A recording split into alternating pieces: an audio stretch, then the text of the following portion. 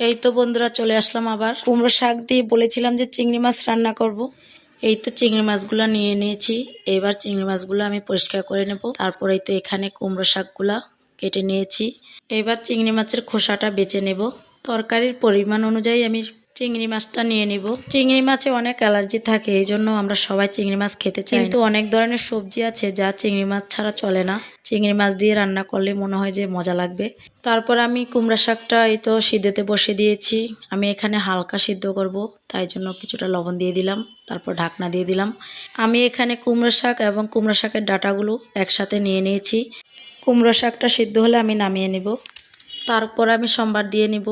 প্রথমে তেল দিয়ে দিয়েছি, তারপর শুকনা মরিচ এবং জিরা গোটা দিয়ে, তারপর চিংড়ি মাছ এবং সাথে হলুদের গুঁড়া, সামান্য লবণ দিয়ে আমি তো চিংড়ি মাছটা হালকা ভেজে নিয়েছি। তারপর দিয়ে দিয়েছি কাঁচামরিচ বাটা, জিরা গুঁড়া, ধনিয়া গুঁড়া, কিছুক্ষণ কষিয়ে তারপর দিয়ে দিব সিদ্ধ করা কুমড়া শাক এবং ডাঁটাগুলা।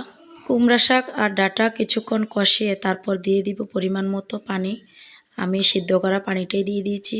তারপর স্বাদের জন্য দিয়ে দিব হাফ চামচ চিনি। তারপর কিছুক্ষণ হালকা আছে ঢাকনা দিয়ে রাখবো, যাতে আর সুন্দর করে মজে আসে তরকারিটা। আমি যেহেতু ধনেপাতা বাটা দিয়ে রান্না করব, তাই দিয়ে দিলাম ধনেপাতা বাটা। ধনেপাতাটা তরকারির সাথে মিশিয়ে তারপর নামিয়ে নিব। কেমন হয়েছে বন্ধুরা অবশ্যই জানাবে।